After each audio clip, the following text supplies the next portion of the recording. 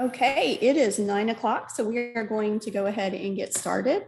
My name is Lori Chestnut, and I'm the program specialist with the State Department of Education and the Special Education Services. And this morning, we are so thrilled to have two individuals from Wewoka Public Schools, Miss Shayna Moon and Miss Pat Hensley, and they are going to present today on a plan for success. So at this time, I will turn it over to them, and we will get started.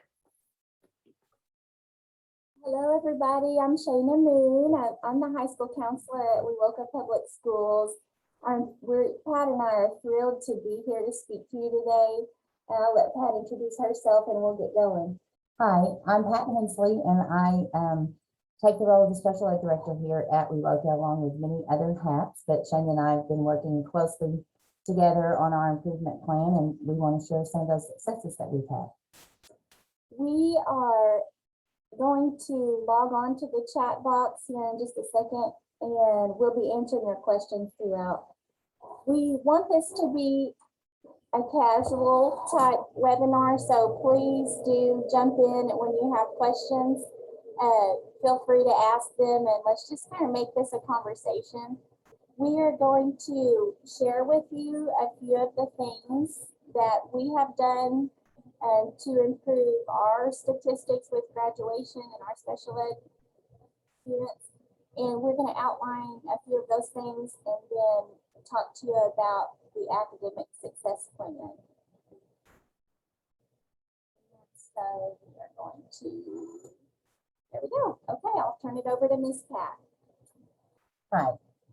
What we want to do is visit with you about the reason why we were on the DMR, some of those reasons that happened with our reporting data, our district data profile, and then the process of what we did to improve those numbers and to be successful in graduating our IEP students, as well as lowering the dropout rate.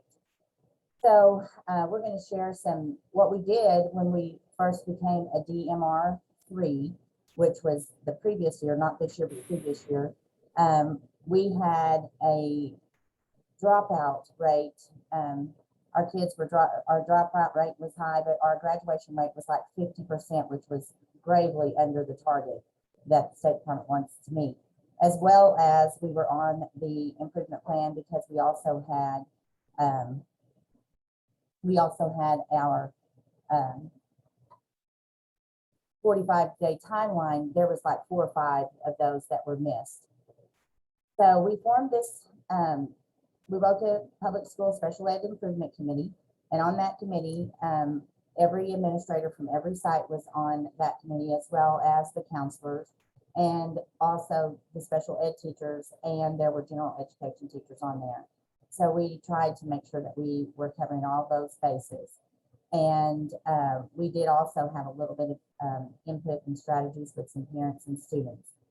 So we implemented this improvement group that we organized this committee. And then we also went with the 5 whys of really trying to find out what is the root cause of this number of dropouts and the fact that we're not graduating this, our IEP students. So what really was the root cause was chronic absenteeism, and the absenteeism was just really off the chart.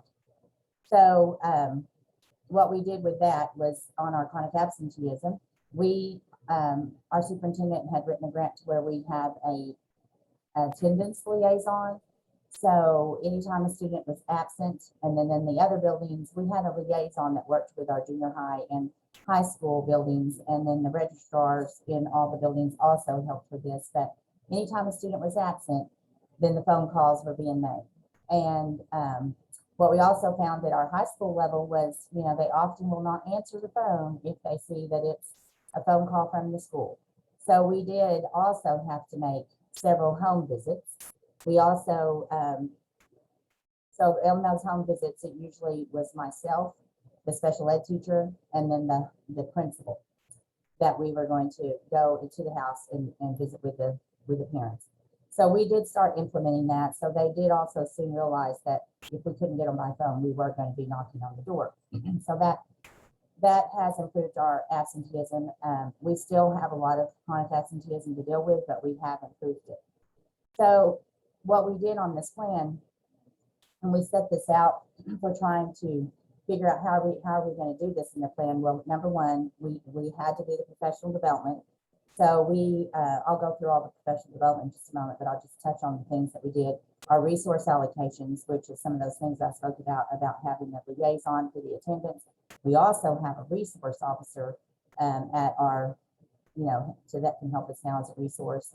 And then, of course, we have the implementation of our academic success plan, which is really the star of what we did here that has helped us so much. And Shane is going to share more in detail with you about that plan.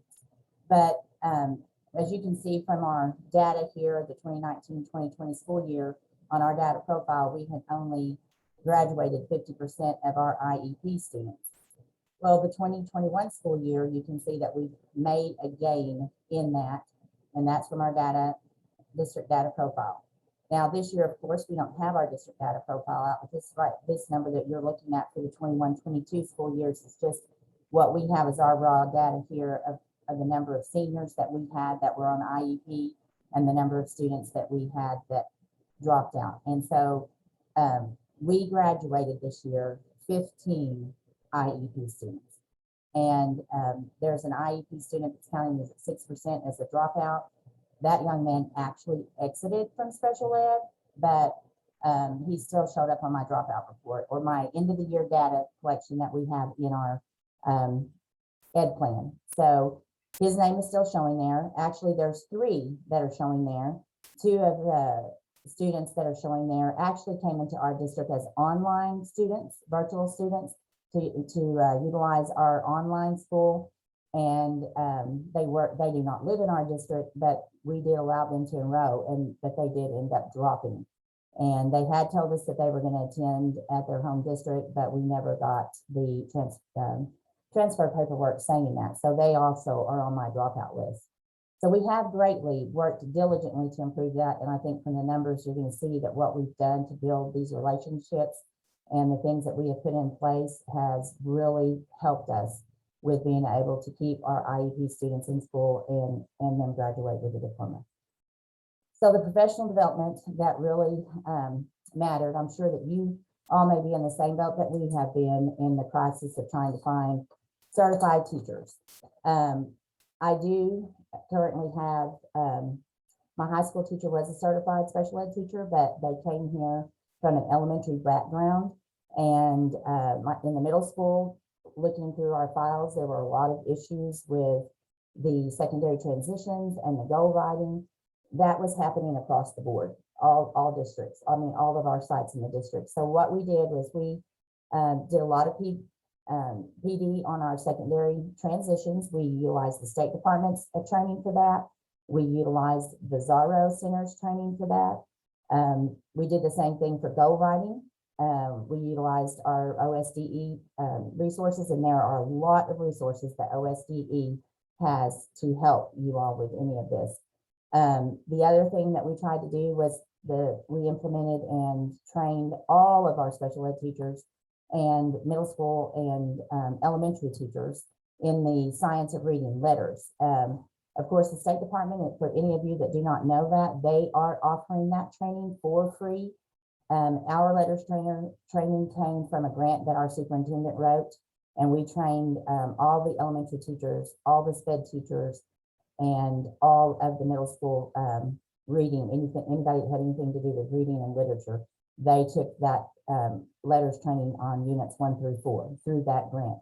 And they are able to also now join the second part of that by signing up for the cohorts that the State Department's offering. And I suggest to any of you that if you have not taken advantage of that training, please do, because most of these students get identified because they are needing help in reading. Usually they get identified as an SLD, and most often that becomes reading. Something, there are those that need the math, but the reading is so important. So I would say, please train your teachers in all that so that they can help them. And we have high school students that didn't even know their alphabet. I mean, I'm going to get a little bit more into that on this letters. We also had our high school teachers do what's called the PASSE assessment on our students, which that's from the 95% group. And in doing that PSI screener that they did with them and the PASSE screener, that's where they identified some of these students having a level that they didn't even know their alphabet.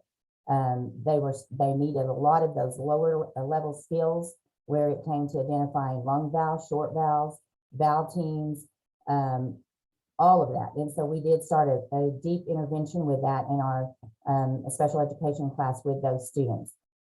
Then we also made sure that all our paras are now trained for Tier 2 training. We have just been diligent about making sure that they're trained in all things that we can get them trained in, so that they also are being able to be a tool and an asset to help us with our students. We also did the crisis prevention intervention training that we made sure that every special ed person, whether it was a teacher or a para, and even administrators, went through that training. The early childhood transitions, that was one of the things that had gotten us, that's one of the things we really worked on this year, as well as the indicators 1 and 2, was because we missed 3 of those date lines by getting those IEPs made. And so we worked really hard on that this year. And that's another reason why one of the documents that I've shared with you is an early childhood checklist that we invented, that we created. Then we've also, the first time that we were on this with the DMR3, we had our early childhood outcomes. That was an area that we took a look at. And of course, we have continued to do training on confidentiality, so that they will understand that the only people that need to know anything about these kids is the people that are in that need to know. So it doesn't have to involve every teacher. It only has to involve those teachers that are working with those students. And that is very important when you're building this rapport with these students, especially in the high school, that Shane will get a little more into when she discusses the academic success plan. And we also did a book study for Help Billy by Heather Forbes, and that gave us some resources to really understand what some of the trauma is that students go through and how we can help them on that. So are there any questions about any of that, Lori? Does anyone have any questions? I don't see anything in the chat right now. Okay, good. So where do you want me to, pardon, you want me to deal with it? I did put the link, excuse me, Pat, for interrupting. I did put the link in the chat to the slide deck and the materials. Okay. So one of the things that I want to really share with you too, the early childhood checklist, when you look through that, you're going to see that it really just had some points to where we're making sure that we are making contact with our OSDE sooner start person, and not just waiting on them to get with us, but checking it ahead of time and saying, hey, do we have anybody that's going to be coming up, so that we can put that on our calendar and make sure that we know to keep following up with that person. And that person right now is Jill Johnson for us, and keeping that door open of communication so that we do not let any of those slip through the cracks.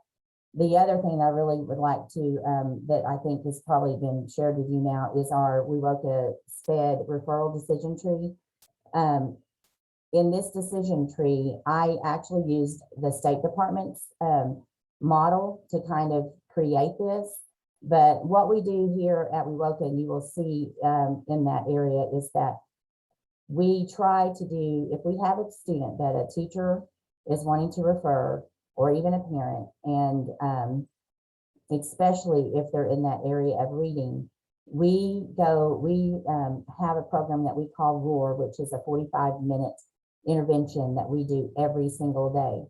But when they're gathering their data information for the REDS and all of that, we look for those things in, like with the Dibble screener, any of the screeners that we've done, and then the fact that they have been through a 60-day intensive intervention of reading intervention. And then along as the decision tree, you can see, you can follow along there what that process is.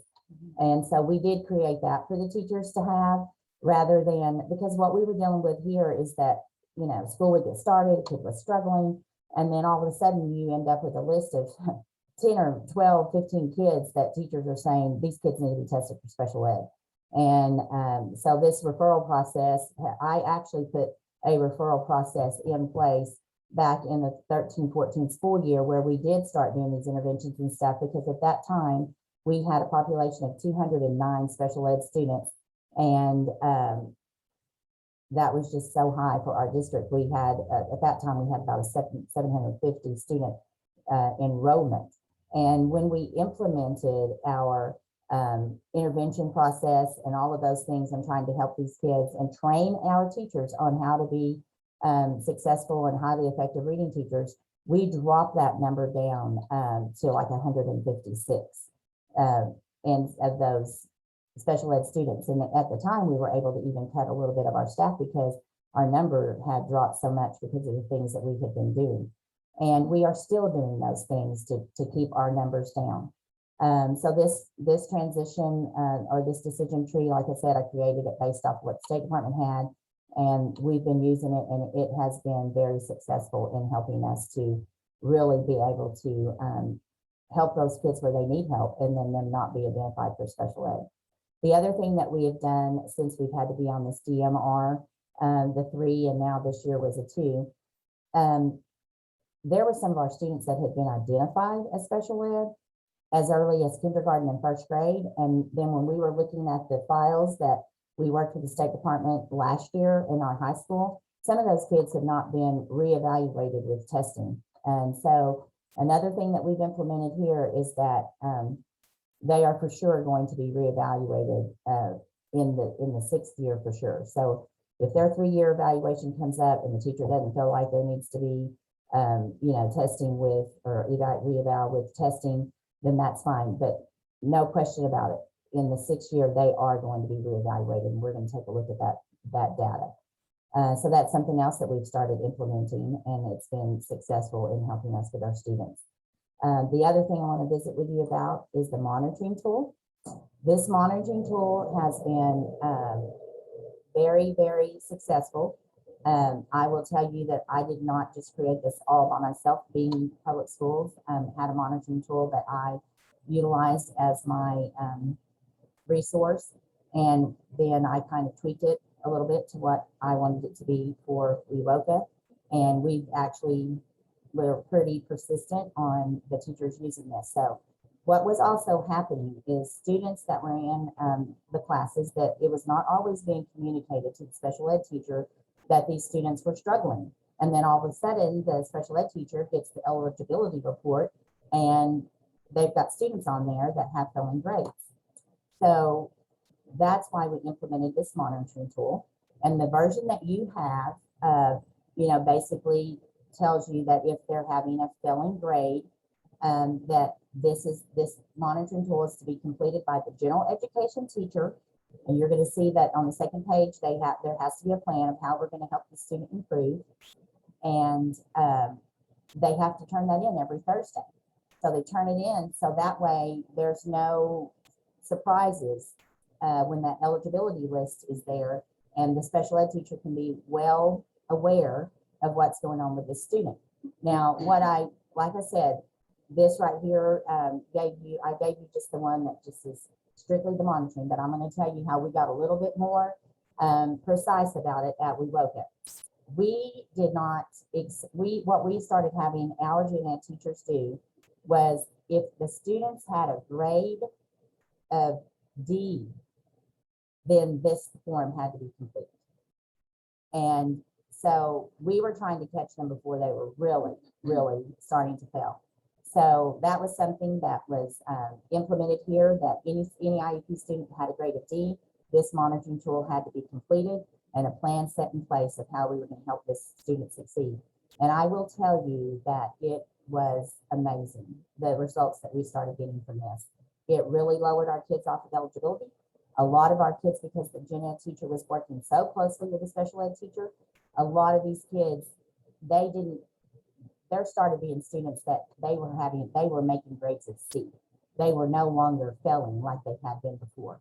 And this monitoring tool is something that really put that collaboration between the gen ed teacher and the special ed teacher in a really live moment of working together to see whatever could happen, what we could do to help this student succeed. And let's see, where are we at on my part? Do we have any questions yet about any of this?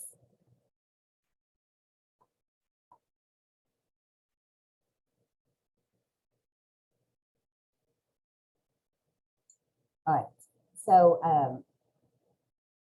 I'll let Shayna will jump right in here to this academic success plan. Shayna is the high school counselor, and I will tell you that I wish all of you could have a Shayna because she is absolutely wonderful. And this academic plan that was created, she has been a very instrumental piece of this, and her counseling and the things that she has done and helped us to be able to have these relationships with our students. It has built these relationships that this academic success plan is something that we have just been absolutely over the moon about. So I'm going to let Shayna take over. Thank you, Pat. So this screen right here, it's kind of a summary of the resources that we compiled as a committee. Under Pat's guidance, we formed what we called a Special Education Improvement Committee, and we brainstormed all of the root causes that may be contributing to our students dropping out and not graduating. So after we identified those root causes and we decided to focus our attention on chronic absenteeism. We brainstormed all of the reasons that may be contributing to that, and then we came up with as many solutions as we possibly could. So this screen right here kind of shows a lot of the resources that we identified, and that is what Pat has been going over some of the parts on the special education and training side. We also wanted to focus on the student as a person. We thought about all of the barriers that our students face in a small rural town.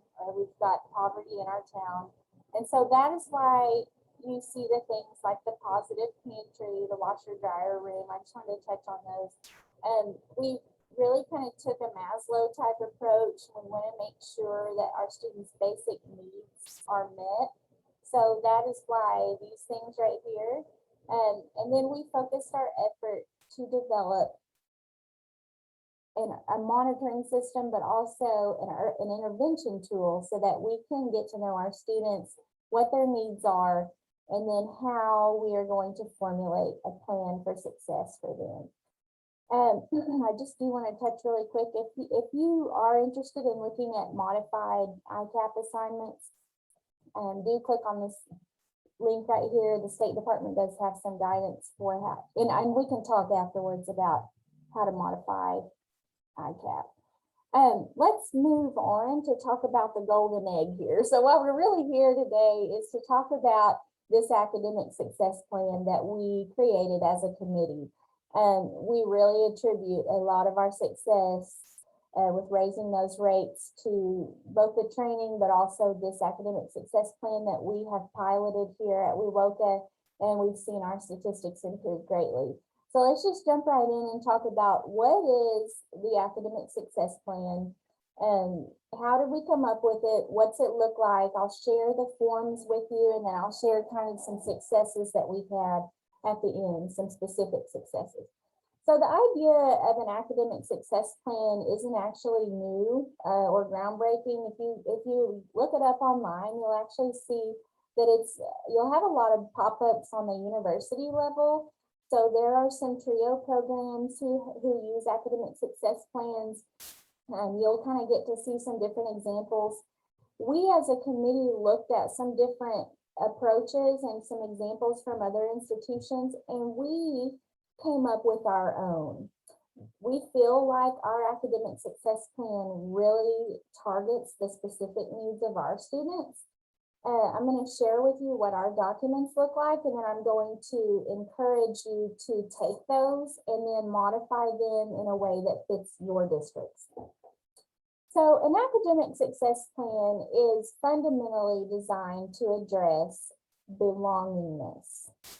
So there are some studies out there that talk about what is the main cause of students at the college level? What's one of the main causes that attributes to their dropping out and not persisting at the university level? Those studies indicate that the primary cause is a feeling of that the student does not belong. Now, this is actually targeting first generation college students, which actually have a lot of similar barriers that our students have, and they typically come out of backgrounds of poverty.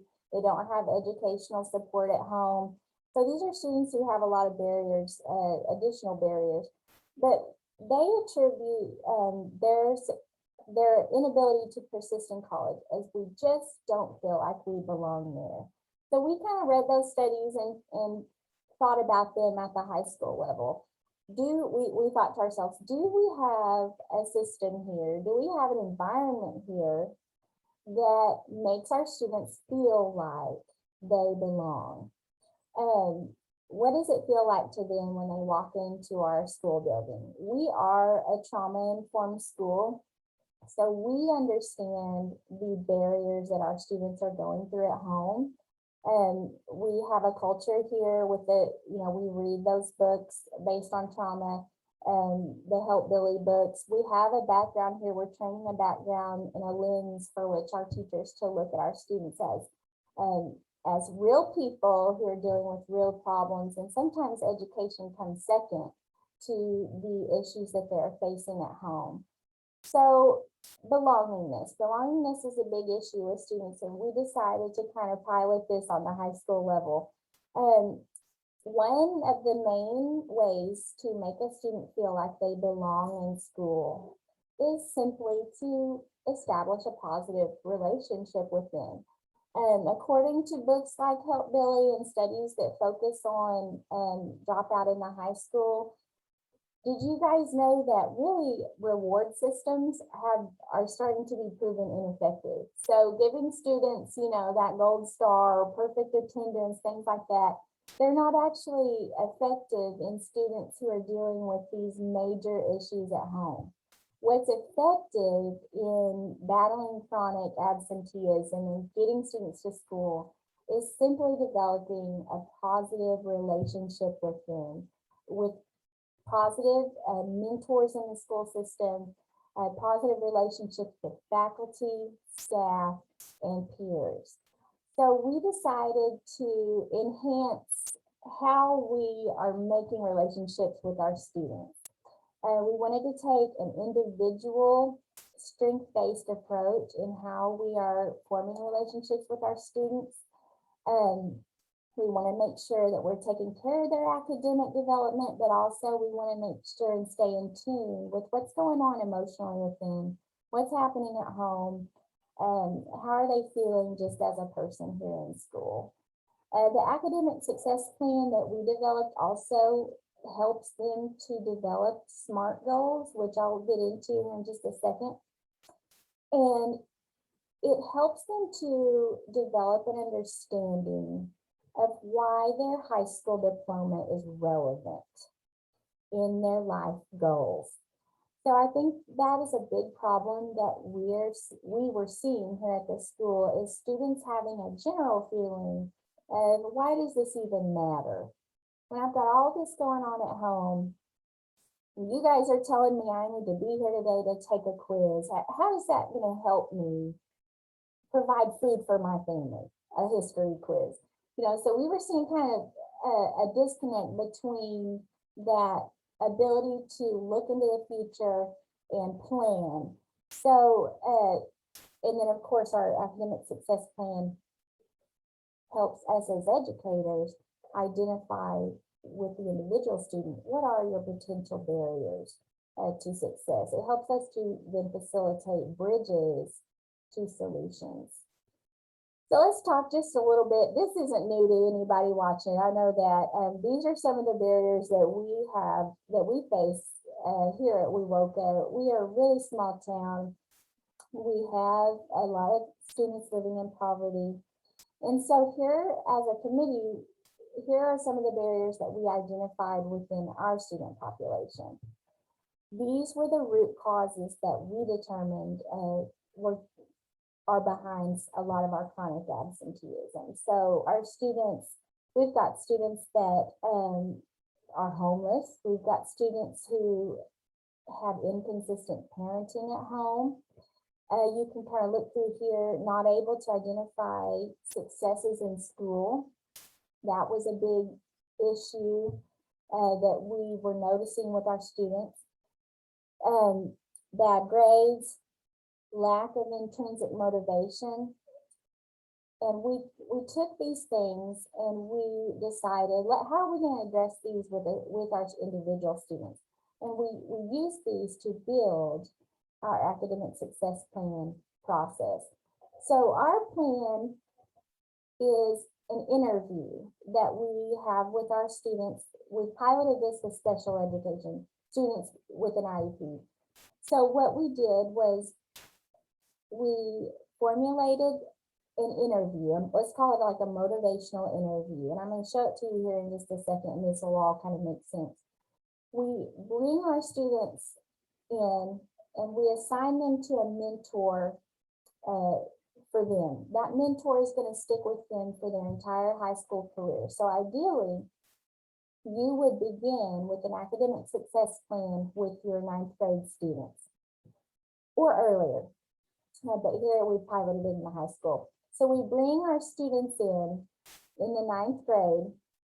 We interview them with our academic success plan. And that really outlines all of their barriers. It outlines who their coaches are, who their cheerleaders are. That helps you to walk them through making a SMART goal for themselves. And it helps you to educate them on who their people are here in the school. Who are your coaches going to be? So we bring them in, we interview them.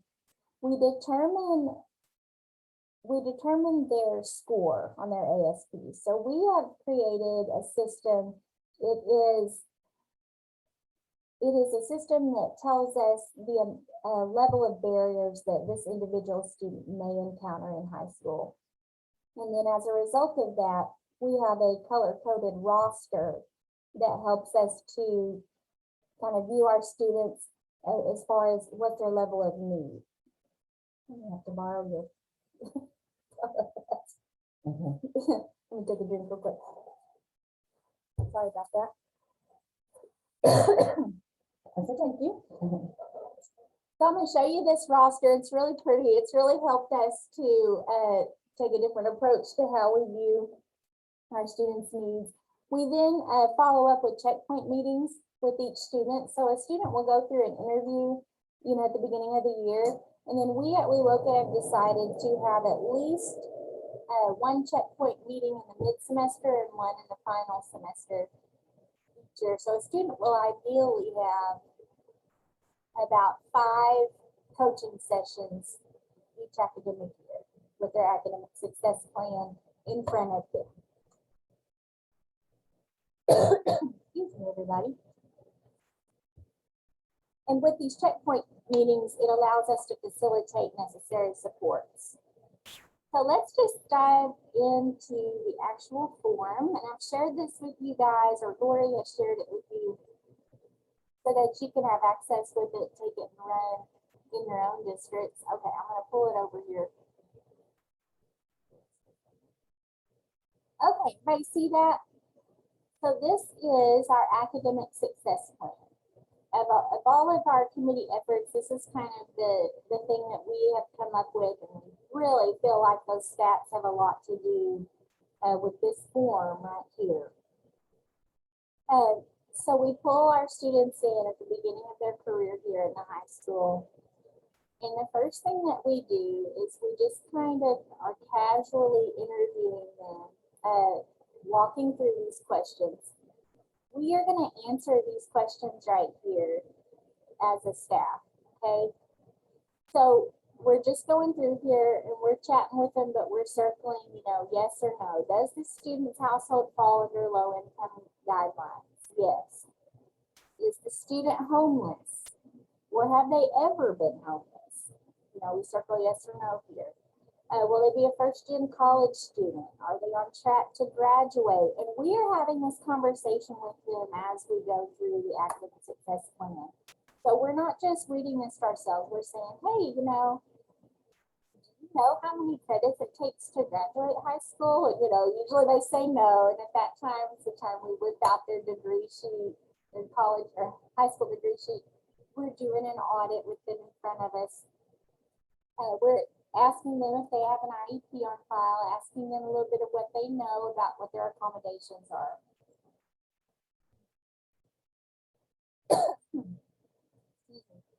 And we are guiding them through a conversation to gauge how much they know about where they're at in high school, okay? Also taking in mind that these three indicators right here are pretty big. There's a lot of studies that show, these students that fall under the homeless category, first generation college student, in other words, no parents that have gone through college and gotten a bachelor's degree, and low income. Those are big barriers, and those things tend to contribute a lot to dropout. So these are red flags right here. When we talk about how to score this,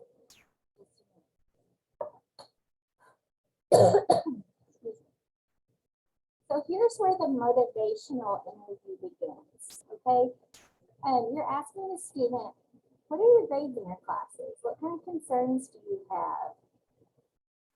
And what kind of concerns do you have in general with your friends, with school safety?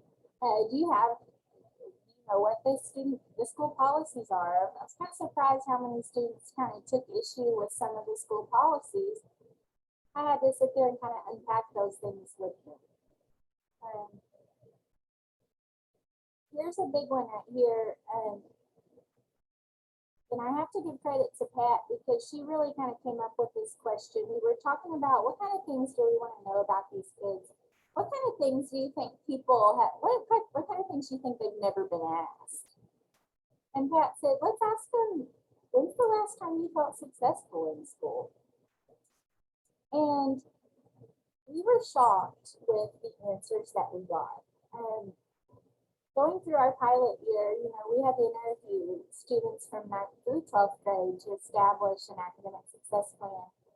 It was so shocking that we had some students in the 12th grade and the 11th grade say, the last time that I felt successful was actually in elementary school. Blew us away. No one had ever asked them that. So we got to unpack that with those students. Why is that? What is it that we haven't done as a school system to help you feel like you are succeeding? Because let's just face it, we don't want to be somewhere where we feel like a failure. That was a big eye opener for our district. That opened up a lot of conversation within our own special ed improvement committee. Why haven't our own kids felt successful? A lot of good conversation comes out of that, both on the committee side and then with the student. We start to be able to help them realize that maybe they have been successful. They just didn't realize, that sometimes failure is a success. It just opens up a good conversation. Why do you want to graduate from high school? So this question is important. It may seem like it's not a big deal, but this hits on intrinsic motivation. So what we're looking for here is why do our students know their why? So there's a train of thought that says, if you know your why, you can endure anyhow. So if you think about these kids that are in these situations with big barriers, if they don't know why a high school diploma is important to them, their how is going to be way harder. So when they're walking to school, when they're feeding their siblings at home, that's hard stuff. If they don't see the relevance of how a high school degree, high school diploma can help them to go to college, to get a job, they can come back and provide for their family, that is intrinsic motivation. So people are a lot more likely to do something hard if they're intrinsically motivated versus extrinsically motivated. So what we're looking for here is when we say, why do you want to graduate from high school? If we have a kid say, well, my mom says I had to. Well, I have to be here is what my mom says. That's extrinsic motivation. In other words, they feel like the only reason they're here is because someone's making them. We want to guide them into a discussion about what's in it for them. How can we pull on their heartstrings? How can we tug on them from the inside and connect them with a goal that matters to them and change their answer to something that is more intrinsically motivated? So we're trying to guide them into a conversation to say, well, maybe they have family at home, they feel like they have to take care of them. I want to be a good provider, and I want to have a career that matters to me. And if I do, we break it down, that sounds like a big thing going to college, but we break it down into smaller goals. So if I'm here today and I pass this test, that's going to help me to pass this class. And then I'm one class closer to getting my high school diploma. And then I'm off to college. So we want to connect them with some intrinsic motivation here. And that's an art. We've had so much discussion as a committee about how to skillfully lead a student through this conversation and purposefully and intentionally, because that is how we keep them here. We're having this conversation. We're getting to know them. Our motto here at WeWOCA is, the more I know about somebody, the more I like them. And a lot of times I will bring that up to a student. I want to get to know you. The more I know about you, the more I'm going to like you. And hopefully the more you're going to like me too. So we're building those relationships while having this conversation. It takes a lot of training and practice to be able to go through this interview in a way that's meaningful. Okay. And so who encourages you to succeed in school? Really outside of school is what we are targeting here. We're trying to fill out, who are your cheerleaders at home? And if we have students that have trouble coming up with an answer to this question, that's a red flag. Okay. So we want, if I have a student that doesn't know, or the person's not related to them maybe, or they're not living with this person, I start to formulate in my mind as an interviewer, okay, I need to build some bridges here. I need to make some connections here to establish cheerleaders within the school for this student. Okay, so then we kind of start to ask them, what kind of skills do you have as far as improving your grade? We're trying to teach our kids here how to be tenacious. So not to go with the flow, but if they're having a bad grade in one of their classes, we're finding that our students are a little bit hesitant to ask. So we get into a discussion, about that. How come you haven't asked before? We want you to ask. And if they may say, our teacher seems standoffish, well, then I facilitate, as the interviewer, I would facilitate a meeting with them and that teacher to help them to get to know them, So we're trying to teach our students to be tenacious, to take charge of their own academic success. We do ask them about attendance. We lead them through a conversation about why that's important. Again, bridging that conversation to the relevance of getting a high school degree. Again, a lot of our students with chronic absenteeism, we're finding don't have the meaningful relationships in the school. It's not about a reward system to them. It's not about if you're here every day, you get to watch a movie. A lot of our kids, they may be gone early in the semester and that's out the window. So why would they come? So we are realizing that the closer that a student is with a mentor, the more mentors they have in school, the more they want to be here, because they don't want to disappoint their mentor. And then also, they have a positive relationship here, whereas they maybe don't at home. Okay, so we asked them, what are some things that we could do to help you succeed in school? Really, a better way to ask this is to say, how can we do better in helping you succeed in school? Kids, people in general love to answer the question, how? You guys know that the word why is kind of intimidating. You know, if you say, why aren't you here? From kids, we're used to getting in trouble with that. Why'd you do that? Why didn't you do that? And so that's kind of more of a scary way to ask the question. But if you say how, people love to tell you how or what. So how can we do better to help you succeed in school? A lot of our common answers here have been surprising. So they say we want less technology. We want more conversation with our teachers. We want our teachers to teach us one-on-one. We want pencil and paper. Can you guys believe that? This pre-COVID, before that, we were all talking about one-to-one and Chromebooks, and now we're here and we're 2-to-1. Our kids have 2 Chromebooks per kid. And now they are saying, bring back the conversation. We want our teachers to see us. We want our teachers to talk to us one-on-one. That's what you could do better. Isn't that shocking? I mean, it's just been so, this has been so eye-opening. What are your personal strengths? I would say 9 out of 10 kids don't know.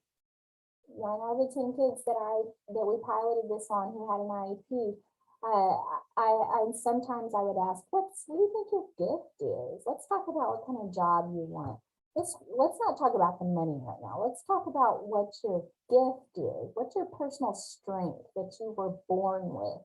What do you think what kind of job could you give that would allow you to give your gift to this world? Because we need it, whatever it is. So many of those students, I had a couple look at me and say, no one's ever asked me that. No one's ever asked me what my personal strength is.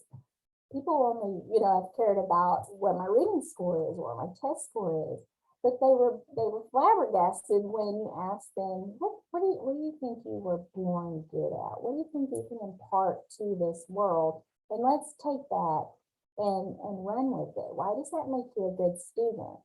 And why does that, how can we draw on that? This is all going back to helping them feel successful in school, because there's something good about every student, and every student is good at something. And it's all about emphasizing the individual when you're going through this process. Here's a flip side. What are some things you could do to help you succeed in school? We're just gently guiding them into some self-reflection, some metacognition, helping them to talk about their strengths and then follow up on that. How can I use my strengths to do better in school? Helping them, guiding them to their own solution. A lot of this is about guided discovery here. Again, it's a skill, it's an art when you're going through this interview. To lead the interview with a good connection built, and also having the student feel like, wow, that was a good conversation. We're going to ask them how their life is outside of school. You'd be surprised what they say. I had a student, he said, I have a kid. I had no idea. I'm sitting here talking to a kid in my mind. He says, I have a kid.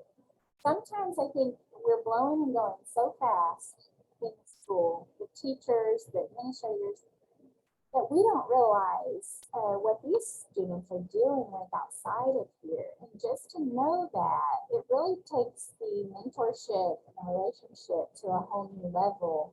Again, the more I know about you, the more I like you. And if I know that you're dealing with having your own child and you're walking to school yourself, and your dad's in jail, you haven't seen your mom, and she's in and out of your life. I mean, how much more accepting am I going to be of little mistakes? When we have kids come in and maybe they're tardy, or we're not going to throw them under the bus for that. We're going to be trauma informed here. I kind of need to know a little bit about what their trauma has been in order to be effective in building our relationship with them. Can I say something? Sure, yeah. In this interview process too, I think it's important to note that the environment that these questions are being asked in is a very inviting environment. It's not something like a office or a doctor's office where it just seems very sterile and just plain. bottom line is her office is very inviting. There could be essential oils going, there's water, refreshments that's offered to the students, but to also have that climate in which you're asking these questions where they do begin to settle in and feel very much at home and relaxed in that setting. So I think that's very important to make sure that the setting when doing this needs to be a very inviting setting. Yes, I'll show you our roster next. We have a roster on our committee. We identified a team of mentors or advisors, if you will. And we broke up our students we did it based on grade level. And it was my job as an advisor to connect and to do this ASP process, this academic success plan process with my 10 students. So I was assigned my 10 students, and so I would bring them in intentionally at a time where I had a whole hour to do this interview. It wasn't rushed. And so thank you for clarifying that, Pat, because that's very important that this interview be all about the student. It's not rushed and it's skillfully delivered in a way that is genuine. We walk them through a career goal, and a lot of them don't have one. So you're going to have, this is long, this isn't a quick question. Some of them you're going to have to pause and maybe help them take a career interest inventory. You may have to refer back to their ICAP assessment. You're going to help them state a career goal. Then you're going to make sure to walk through these steps with it. And I write in each of these boxes. If they say I want to be a doctor, I'll make sure to have them specify what kind of doctor and how we're going to measure it. We're writing steps through these boxes right here, and then we're wrapping back up and making sure when we write it up here with the student that it's a SMART goal. We'll refer back to this every time we have a coaching session. And that really brings back the relevance for them. Some of them, once you put it on paper, you put it on purpose. And some of them are walking around saying, I want to, maybe I want to be a doctor. But once they have it on paper, I want to be an educator. Once they have it on paper, it really goes to a whole new level for them. All of a sudden, they're walking around. I make them take a copy of the paper with them, and write the goal down. All of a sudden, they're walking around with them. It's a lot more concrete because they've written it down. So then I'm going to lead them through a general discussion to make sure to build as many bridges as I can before they leave. I'm educating them right here on who their people are. So I'm asking them to agree that they're going to meet with their special education teacher or their assigned advisor, which, may be me if I'm giving the interview, at least twice a semester to discuss this plan, to discuss my progress. I'm going to ask for help. It's a sign of strength to ask for help. I'll make them read that. I'll make them read this. I'm going to be here. I'm going to have grace for myself because everyone makes mistakes. Every day is a chance to start over again. And we are very intentional about that at WeWorka. Every day is a new day here. We let them know we clear their slate every single day. We have grace here. There's always a path forward. I make them read that, and I make them read it again. There's always a path forward, no matter what's going on. It's never so bad that I don't have a choice in my future. I belong at WeWorka High School. We emphasize that. You belong here. You have a right to be here. In fact, it's a better place because you are here. If you weren't here, and I'll list out, I wouldn't get to see your smile every day. And, if you weren't here, then we would miss you. We would notice. We make sure to emphasize that. It makes such a big deal. I had a few students tear up when we were going through this, because they didn't realize that we noticed them because we're so busy. We need to slow down and emphasize them as individuals. And then I'll ask them, what's one thing to read this? One thing I wish people knew about me is, and then I'll let them swim around in that for a minute, because that's a hard question to answer for anybody. So during the interview, I'll say, finish this sentence. One thing I wish people knew about me was, And then you have to be comfortable to sit in some silence. And they'll squirm around a little bit and, mumble around. And I'll say, hey, take your time. I want to know that. We want to know this. Okay. You'd be shocked to hear what they have to say. It's really, really something to hear what they say here, because some of the things are really sad. I had one student say, well, the one student say, I wish everybody knew I had a daughter and she's the most important thing to me. It's not, it's not being here, it's her, it's her. So his mind was at home, so it's really something to hear that. I have them sign it and I sign it, or the interviewer will sign it, and then we score it. So real quick, if you'll notice right here, there are boxes left of the numbers. So I'm going to pull up our scoring guide. Let's get rid of this for a second. And I'm going to show you what, this is our little check. Technical difficulty. Here we go. Scoring guide. Okay. So we developed this as a committee. And these align with the numbers of the academic success plan. So number one question was, does the student's household fall under, federal income guidelines? If your answer is yes, you're going to simply put a check mark in that box, and so on.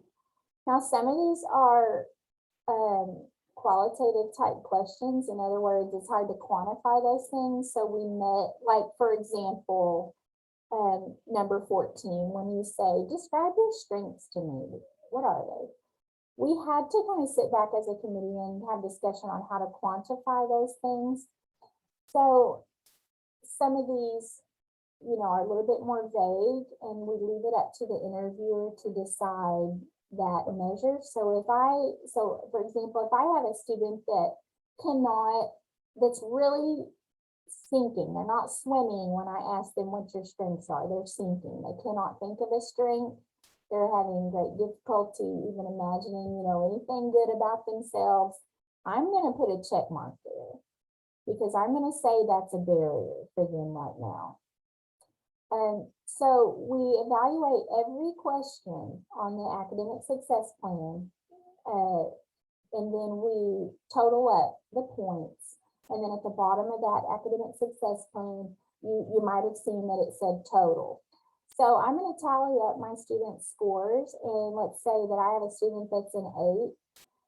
Our committee kind of thought about risk levels here. I'm not saying this is based on like science down here. It's just we had a discussion about the level of need and how we need to best serve our students. So the numbers down here are the numbers of barriers that the academic success plan identified. So these are aligned with these numbers. So if I have a student that maybe has, let's say, 9 barriers checked on their academic success plan, I'm going to pull up my roster and show you what this looks like. But I would classify them in the red, which to us just means they're really at high risk for dropout. Okay. They're at high risk. Let them know too, Shani, that the students do not see this color coding information. Right. That's just that brings up. Here's the roster. Don't read these yet, but I'm going to show you our roster just as kind of a demonstration here. As a committee, we kept track of each other's checkpoints, just to kind of accountability system, but also these are our special ed students' color codes. I blocked out their names, but you can see how we have a roster here. And here's mentor number 1 was Miss Hutchinson. Mentor number 2 was Miss Petit. And then here's me down here based on grade. You can see these numbers here are actually individuals. And when you see the students in the green, these may have fewer barriers. The yellow students have a few more, and then the red students are ones that are really at a high risk to lose. So these, I'm going to talk a little bit about this right here. I think I missed it. we'll talk about the Okay. checkpoint in a minute, but so let's talk about how to use what you just saw, that color-coded roster. So we do want to analyze each student's risk scores and the supports needed. Like if you have a student check that they are homeless, we kind of have a thing here at Wewoka where we automatically actually classify that student as a red, even though, you know, they may not have 9 others, but that encompasses all kinds of other things. So we're going to look at that code and kind of determine what level of support. They may need a checkpoint every single week. 2 a semester is not going to be enough for a student who's in the red. They may need a formal check-in every single week. We are going to identify a support team for each student. And we're going to facilitate those connections. So when I have students in the red, I automatically am hooking them up with one of our 3 on-site LPCs here at Wewoka Public Schools. And because anybody dealing with that level of barrier needs to be talking to somebody regularly. And so the more connections they have, the more they feel like they belong and the more ability for us to help them. So I'm going to facilitate even more for those students in red. I'm going to refer back to the academic success plan and update scoring as necessary. If I may have a green student that, you know, has a parent suddenly die, and then everything in their home life changes. The coaching session form that I'll show you addresses life changes. The coaching session form allows you to update the academic success plan. So I'll show you that. I'm going to go back and change their color code on my color roster if they experience a major life change. Okay, don't tell the student their score. As Pat said, we're very cautious about this. We do not want to label the students. And so we don't even tell them about the scoring. I mean, the scoring is not important to them. Well, the last thing we want to do is to tell a student, oh, you're high risk. That's not good. We don't want to label them.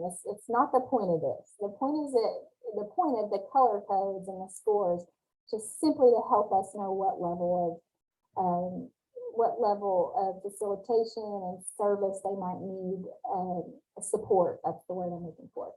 So we keep that confidential and the student never sees their risk score. Okay. We do not assume that any score is 100% representative of the student need. We may have a green student that's at risk of dropout. And it's just kind of a guideline for us to go by. We don't overgeneralize with them. We're very cautious about that. We just use the scores to guide us. We don't want to label student subgroups, you know, and start talking like, oh, well, he's a red, or, you know, my group of reds. We don't want to assume that one size fits all. Like, for example, well, for my green students, I'm only going to see them once a week or once a semester, no matter what. Well, no, that's not the point of it. This is the academic success plan is supposed to be individualized. So you keep up with the individual. Just want to use this system to kind of give you a heads up on which kids may, in the beginning, you don't know them, may need a lot of support right from the very beginning, if that makes sense. Okay. Real quick, I just want to show you the checkpoint form. The checkpoint form is what you use after you interview them. So this is just a guide for a little checkpoint interview. You're just going to bring in your kiddos twice a semester at least and say, hey, have you had any changes, you know, in your living situation? You'd be surprised how many of your students, you know, move locations several times during the school year, or that's the case here. So you're going to just kind of gently guide them. How are things at home? How are your mental health? How's your physical health? Have you had any changes in your IEP? Any new concerns with grades or classes? You're going to move down here. How are you really? You know, people answer that different. If you say, how are you? You get one answer. If you say, how are you really? You get a totally different answer, okay? So we've piloted this enough that we've gone in to modify some questions. to get more information out of these kiddos. Tell me what your grade is in each of your classes. If you have a student that doesn't know their grade in every single class, bam, that's a big red flag, okay? They may not know how to check their grade. They may not know how to ask for what their grade is. So again, this is just a facilitation of a relationship that's gonna support them in school every single day. Tell me about the last time you asked for help in class. If it's been more than a week, bam, red flag, because everybody needs a little bit of help every single day. And we're going to reemphasize that to them. There's no stupid question. There's no silly question. Let's practice. Ask me for help. We do a lot of role playing in this interview. Tell me again what your strengths are. Hey, you might see some growth right here. You're going to start, if you implement this plan in your school, you're gonna watch these kids grow. It's crazy. By the end of the year, they're rattling off strengths to you because it gets easier to them to be able to brag on themselves if they've had these kind of conversations all year long. Again, what's something we could do to help? Is there anything that's concerning you in the school with safety?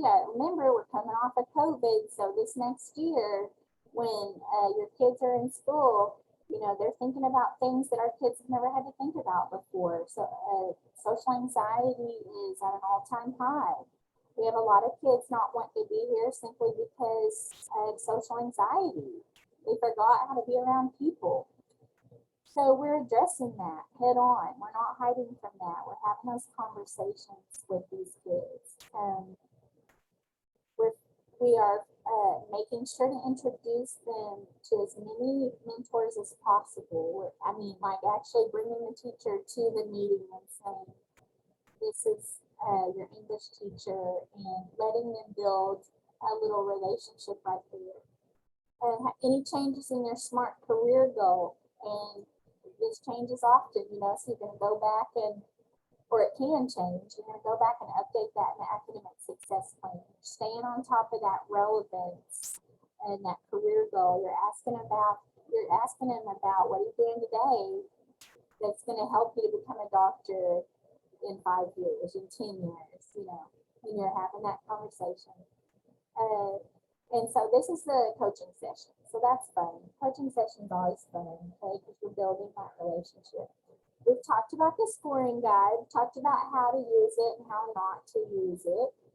Okay, so we're at the kind of getting to the end of this presentation. So I thought I would give you a little story. So we don't have a lot of students. So one student, I mean, when I look at the numbers, I can see the student.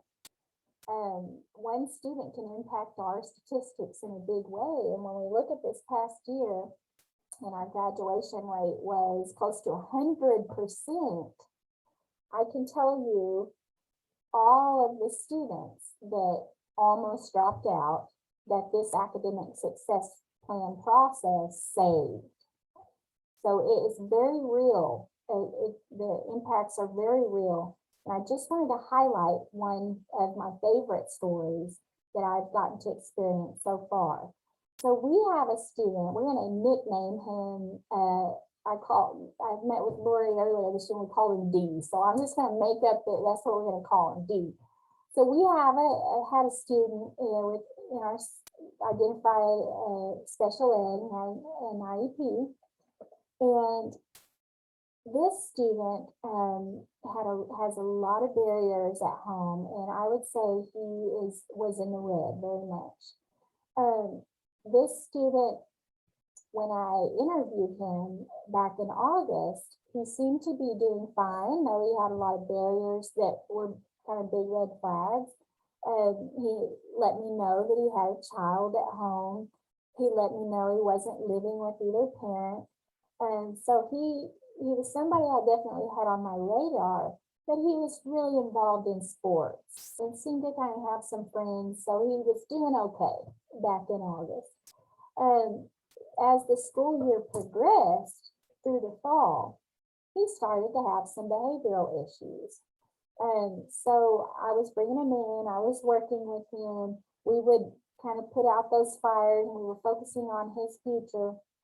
but I noticed some things kind of out of balance with him, and I was staying on that with him. And everything was okay as long as we learned he was playing basketball. That was his connection that we made. We had a coach here that really cared a lot for him, and he cared a lot for the coach. And really, that was the person he was coming here for every day, was that coach.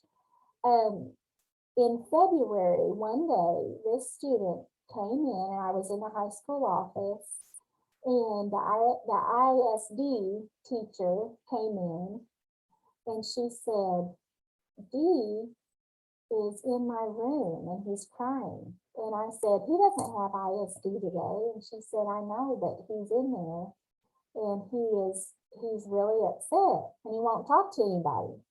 So I walked in and I found him, and he had his head down and he was crying, and I brought him.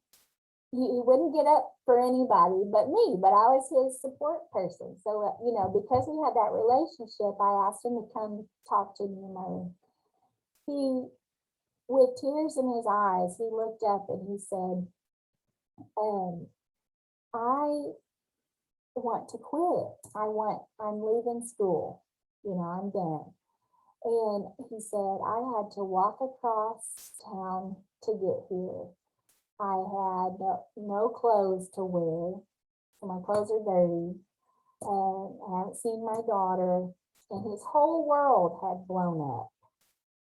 And to him, that was the end of the road. I mean, it was a really, really bad day. Some relationships at home were blowing up. And so what was so sad was he got here late because he had to walk across town to get here, which is not typical. He was like in a new location, life change had happened. And he put himself into ISD. He just walked, didn't even go to his class. He just walked. He said, "I knew I would be in trouble. I thought I'd be in trouble." So he just put himself there. And it was just so sad to think about all, I was talking with him, all of the things he was going through. And we expect him to be here on time. So it turned out that he had some trouble on the basketball team. He was getting disciplined, as a player. And I thought he was upset because he wasn't going to get to play ball. But what he revealed to me in the meeting that morning was that he said, "The coach, he knows everything about me. He's the person he's like my dad, and he's done with me. And so I'm done with school." And so he related to me that because the coach was done with him, he was done with school. So immediately I brought the coach in right then to facilitate, a meeting. And the coach said, "This is just a little thing, you're just not going to play, but I love you. I love you as a person. I love you as our student. And I'm on board to get you through school." And so in that meeting, the student realized he had blown things, in his mind out of proportion. It was just interesting that he was going to quit school because of the relationship was broken. So because this person here, he felt, wasn't going to be there for him, he had no purpose to be here. So I just want to emphasize the power of the relationship that it can have. At the end of the meeting that day, we had decided that the student would see a counselor one time a week here at school for an hour. And the coach, who was only part-time, was going to leave his job once a week and come and sit outside of the door every week as the student saw his counselor. Isn't that amazing? This coach would leave his job in the afternoon and come and sit outside the door. And he told the student, "I am here for you every step of the way." And we continued to meet together, being that things were kind of in crisis, once a week with the student and his coach and the counselor. The coach ended up writing a very touching and amazing poem about the student. At the end of the year at graduation, he had framed the poem and he read it to the student, and there were tears, and the student was so inspired that somebody cared enough about him to build him, a frame, write him a poem. And the student continued to come to school. Long story short, he got so many offers from different colleges to go play basketball. He has been to Arizona, he has been to Kansas, he has been to Oklahoma colleges, receiving offers. The student who had so many discipline problems at the end of the year, in the fall, at the end of the year, he walked in, said, "I want to talk to Mr. Edwards, the principal." Mr. Edwards walked in, and the student, with tears in his eyes, he took this piece of paper and he handed it to Mr. Edwards in front of me, and it was a $16,000 scholarship to Bethel College. And he was just elated, and the principal gave him a big hug, and we threw him a party, a signing day event. It was just really something. And this is a kid who, just based on one day walking to school, he decided that day he was going to quit. But because of this plan, because the plan told me that the coach was his person, I was able to facilitate a meeting, that changed his life, I hope. As far as I know, he's off to school. So we hope that you will use this plan and experience successes at an individual level, such as this in your school, because it's very powerful. And I've been impacted as a person, just as the facilitator. I can't believe how much more I know my students just because of this intentional interview process. It's just a guideline, but it helps you to build those relationships, build that knowledge. So a few key takeaways, and I'll let Pat end it for us. But actually, Pat, I'm going to let you do the first part, and then I'll end it. Well, like she said, a few takeaways is form a committee. It's so important for you to have a committee. And even if you're not on a DMR, I can tell you that the bright side of the fact that we ended up on the DMR 3 for the previous school year, it was a gift, because without that, we probably would not have dived into this like we did. And it has been so eye-opening.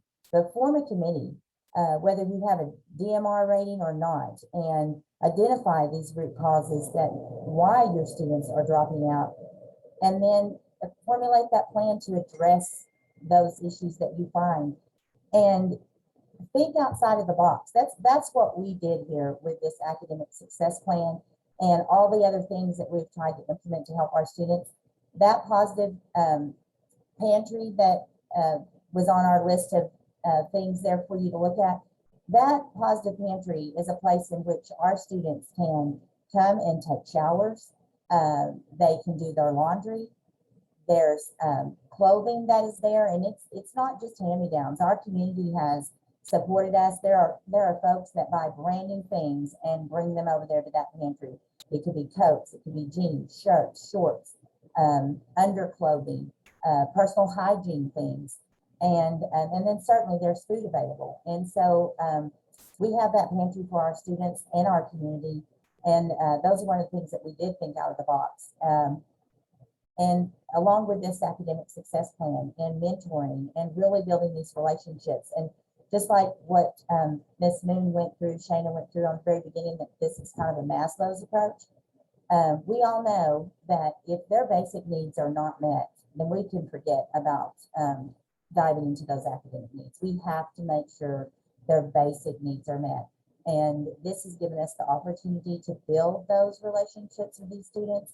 And like she said, there were many tear-jerking stories or things that these students would say when we had these academic things. One of the young men that graduated this year, he struggled reading. But when we first began this academic plan process and the interview process with him, it just absolutely brought us all to tears, including himself. because he struggled at reading and he didn't feel like anybody cared about him. And we put a lot of these things in place with interventions and things like that to try to help him. But please do think outside the box, identify those things. The State Department has wonderful resources. I can't say enough about the special ed department there, of how they have reached out and helped us anytime we've had any questions. The resources that they have available on the website are absolutely wonderful. And they're so willing to come to your school and help. But I hope that this presentation has given you all some ideas and some ways that you can build those relationships with students. Yes, and again, on that Maslow's hierarchy, we want to take care of their safety needs, we want to take care of their physiological needs. Thank you so much, Shayna and Pat. I just can't say enough about you being willing to share your story. I got a little teared up. It's just so touching, and I like what you said about thinking outside the box. Thank you so much, and we will be sending out the materials. And everyone, I don't see any questions in the box in the chat, but if any come up, we will answer them. If anybody has any questions, you can unmute and ask them, or put them in the chat, and we'll stay on for a couple of minutes. Thank you for this opportunity to share. It's like Pat said, yeah. Right. Well, again, thank you. What a great way to start our day. I hope those of you that are wrapped up for the summer, enjoy your break. It's well deserved. Thanks again. Thank you. Thank you. We'll stick around.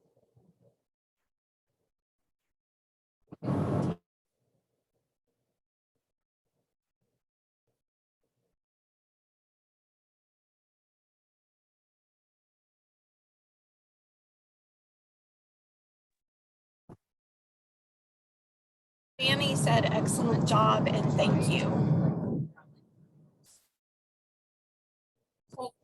Thank you, Jamie.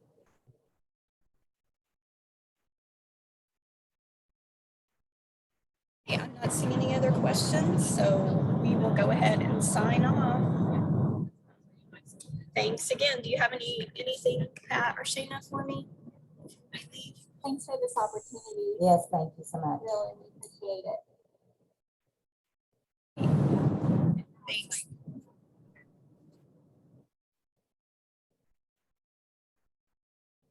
Very good presentation. Thank you. Thank you. Just seeing positive messages in the chat. Thanks so much. All right, bye-bye.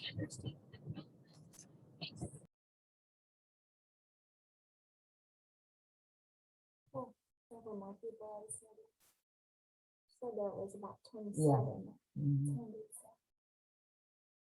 So around that bar, and see if there's any more over here on your gray bar.